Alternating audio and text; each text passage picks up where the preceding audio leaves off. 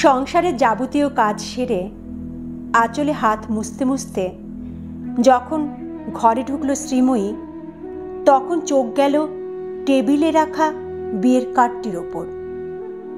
বিকেলবেলা এসেছে কার্ডটা। 3 বছরের টুকাই তখন ঘুমে আচ্ছন্ন, আর ওদিকে সুনীল ল্যাপটপে কাজ করছে। শ্রীময়ী ধীর পায়ে এগিয়ে গেল। কার্ডটা দেখতে গিয়ে খেয়াল হলো তার হাত কাঁপছে, আর বুকের ভেতরও কেমন যেন এক অস্থিরতা।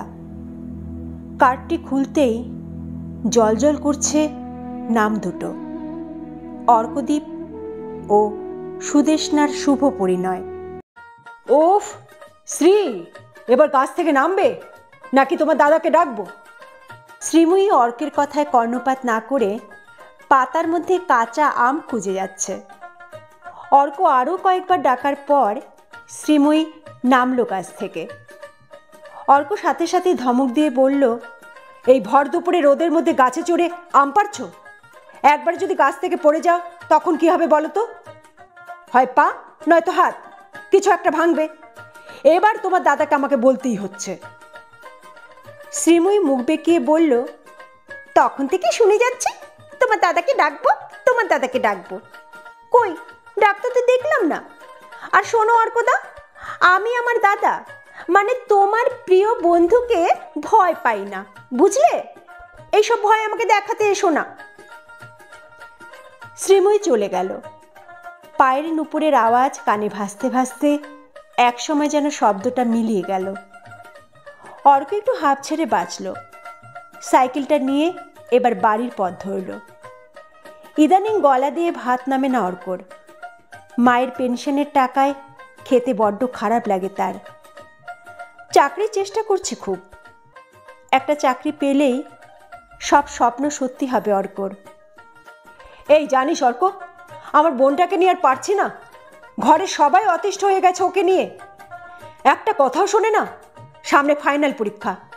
এত বড় মেয়ে এখনো অবধি ছেলে মানুষে যায়নি। যখন তখন বাইরে বেরিয়ে যাচ্ছে। পাড়ার বাচ্চাদের সাথে মার্বেল নিয়ে খেলে, কুকুর বাচ্চা নিয়ে বাড়ি চলে আসে। সেদিন তো দেখলাম ড্রেন থেকে বল তুলছে। জিজ্ঞাসা করতেই বলল, যে ব্যাট করে বল মেরে ড্রেনে ঢোকাবে তাকে ড্রেন থেকে বল তুলতে হবে। অর্ক সবটা শুনে হাসি আর থামিয়ে রাখতে পারল না।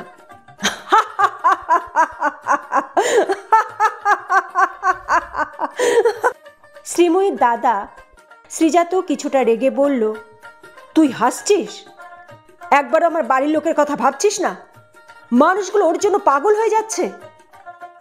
অর্ক তখন শ্রীজাতকে শান্ত করার জন্য বলল, এত ভাবছিস কেন? শ্রী খুব ভালো মেয়ে, ওকে নিয়ে এত টেনশন করার কিছু নেই। ও নিজের ভালোটা বোঝে। ঠিক সেই মুহূর্তে শ্রীময়ী অর্ক আর শ্রীজাতর পাশ দিয়ে চলে গেল আর বলে গেল, ফিরতে দেরি হবে কিন্তু। শ্রীজাত কিছু বলার আগেই বেরিয়ে গেল শ্রীময়ী। শ্রীজাত এবার রেগে গিয়ে বলল, দেখলি অর্ক, মেয়েটার কাণ্ডটা একবার দেখলি? এবারও তুই বলবি ও নিজের ভালোটা বোঝে? আর কদিন পর পরীক্ষা, কোনো চিন্তা আছে মেয়েটার? দিব্যি হেতা সেতা ঘুরে বেড়াচ্ছে। রাত্রি 8টার দিকে অর্কর ফোনে শ্রীজাতর কল এলো। ফোনটা রিসিভ করতেই শ্রীজাতর কথায় ভয় আর উৎকণ্ঠা প্রকাশ পেল।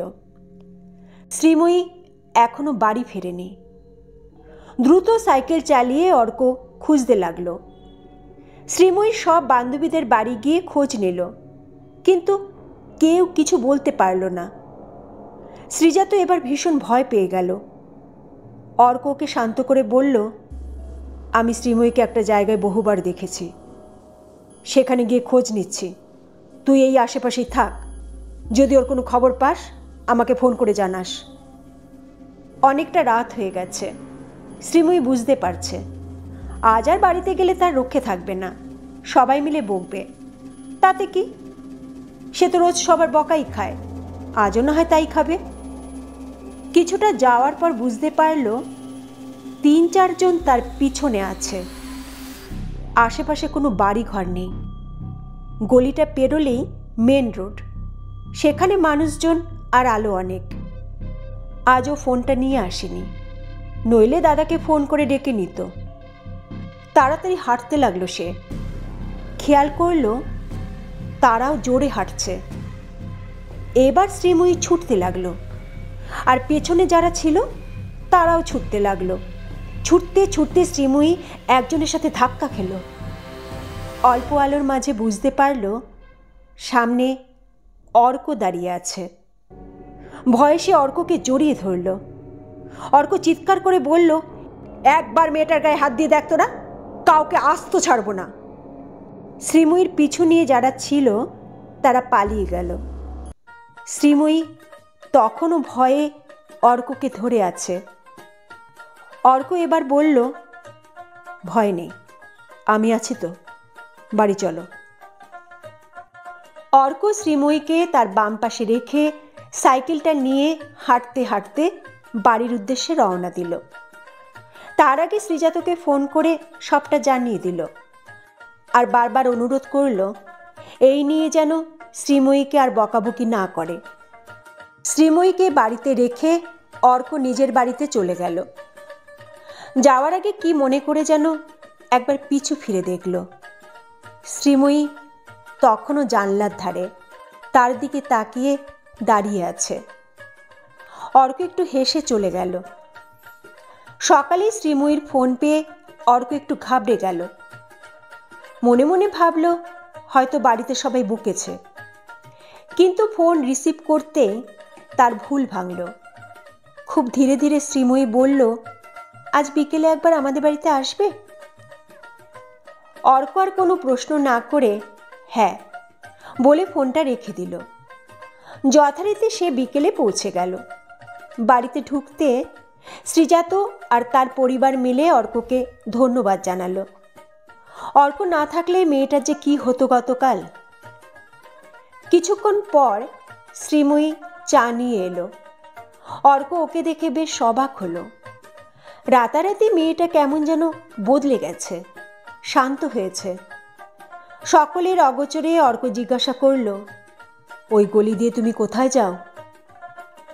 শ্রীময়ী বাড়ির সকলকে একবার দেখে চুপি চুপি বলল, ওখানে একজন ঠাম্মি একা থাকে, ছেলে মেয়ে সব বাইরে, তাই মাঝে মধ্যে গল্প করতে যাই। কাল ঠাম্মি অসুস্থ ছিল বলে রাতে রান্নাটা আমি করে দিয়েছিলাম, তাই ফিরতে দেরি হয়ে গেল, নয়তো আমি বিকেলের দিকে ফিরে যাই। অর্ক কিছুটা মুচকি হাসি দিয়ে মনে মনে ভাবল, মেয়েটা মনের দিক থেকে সত্যি অনেক ভালো। শ্রীময়ীর জন্য চিন্তা এখন অনেক কমেছে শ্রীজাতর। এখন মাঝে মধ্যেই অর্ককে সে বলে, বোনটা আমার এত শান্ত হয়ে গেল কি করে বলতো? অর্ক কিছু বলে না, শুধু মনে মনে হাসে। এখন শ্রীময়ী রোজ অর্ককে ফোন করে, আর অর্ক ওকে বুঝিয়ে বলে মন দিয়ে পড়াশোনা করতে। এইভাবেই দিন পেরিয়ে যাচ্ছিল। একদিন শ্রীময়ী অর্ককে দেখা করতে বলল। অর্ক কিছুটা অবাক হলেও শ্রীময়ীর দেওয়া ঠিকানায় সময় মতো পৌঁছে গেল। শ্রীময়ী অর্ককে দেখতে পেয়ে এগিয়ে গেল। তারপর ব্যাগ থেকে একটা রুমাল বের করে অর্ককে বলল, এই নাও, এটা আমি তোমার জন্য বানিয়েছি। অর্ক রুমালটা ভালো করে দেখে বলল, বাহ, বেশ চমৎকার সেলাই জানো তো তুমি। রুমালের একটা কোণে অর্কর নাম লেখা আর ফুল এঁকে সেলাই করা, আর একটা কোণে ইংরেজি এস অক্ষরটি লেখা। সেটা দেখেই অর্ক জিজ্ঞাসা করল, এখানে এস লেখা কেন? শ্রীময়ী তখন বলল, বারে, আমি বানিয়েছি, তার একটা চিহ্ন রাখতে হবে না? অর্ক হো হো করে হেসে উঠল। ঠিক ঠিক। তারপর বলল, শুনেছি কাউকে রুমাল দিলে নাকি সম্পর্ক নষ্ট হয়ে যায়। শ্রীময়ী বলল, ওসব কুসংস্কার, আমি ওসব মানি না। দিন একটু একটু করে এগিয়ে গেল। কলেজ শেষ হতেই শ্রীময়ীর জন্য পাত্র দেখা শুরু হলো। বারবার বাধা দিতে গিয়েও সফল হলো না শ্রীময়ী। সুনীলের সাথে বিয়ে ঠিক হয়ে গেল তার। অর্ক আর শ্রীজাত মিলে বিয়ের সব কাজ শুরু করে দিল। শ্রীময়ীর মনে অভিমান জমতে লাগলো। অর্কদা কি তার মনের কথা বোঝে না? একবারও শ্রীময়ীর কাছে জানতে চাইল না যে সে কি চায়? আবারও একদিন ফোন করে অর্কর সাথে দেখা করতে চাইল, কিন্তু সেদিন অর্কর পরীক্ষা থাকায় আর দেখা করতে যাওয়া হলো না। শ্রীময়ী বেশ কিছুক্ষণ অপেক্ষা করে ঘরে ফিরে এলো। বিয়ের দিন চলে এলো। সারাদিন এদিক ওদিক কাজ করে যখন সন্ধে হলো, অর্ক শ্রীময়ীর সামনাসামনি হলো।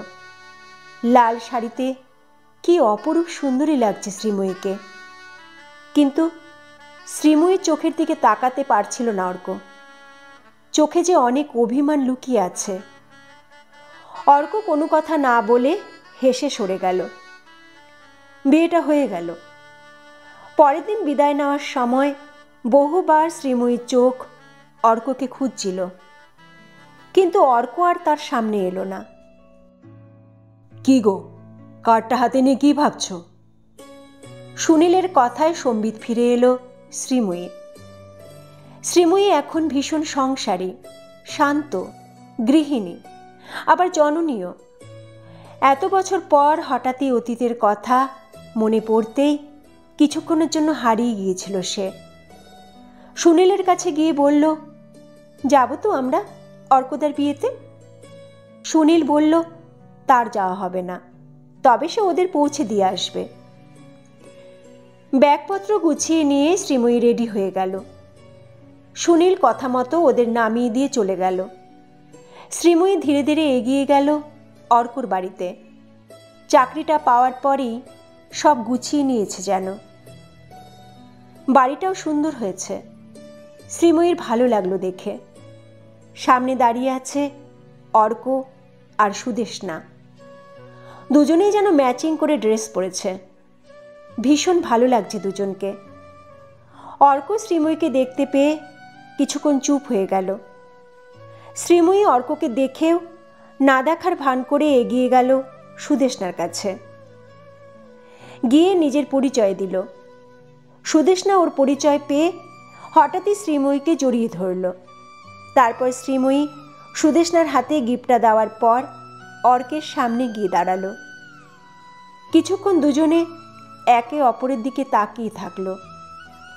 তারপর শ্রীময়ী কিছু না বলে এসে বেরিয়ে এলো সেখান থেকে। সুদেষ্ণার কাছে এসে অর্কর হাতটা ধরে বলল, মেয়েটা সত্যিই ভালো।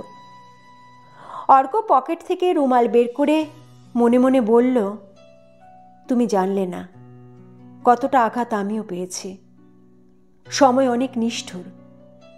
একটা বেকার ছেলের জীবন কতটা কষ্টের তা শুধু ভুক্তভোগীরা জানে। আজ আমার সব আছে, শুধু তুমি নেই শ্রীময়ী। যার সাথে বাকি জীবনটা চলার শপথ নিয়েছি তাকেই শুধু জানিয়েছি আমার প্রথম ভালোবাসা শ্রীময়ী। পাশ থেকে সুদেষ্ণা বলল, অর্ক এদিকে এসো, ছবি তুলতে হবে তো। দূরে তখনও গান ভেসে আসছে, ধরতে পারলে মন বেরি দিতাম পাখির পায়ে, খাঁচার ভিতর অচেনে পাখি কেমনে আসে যায়।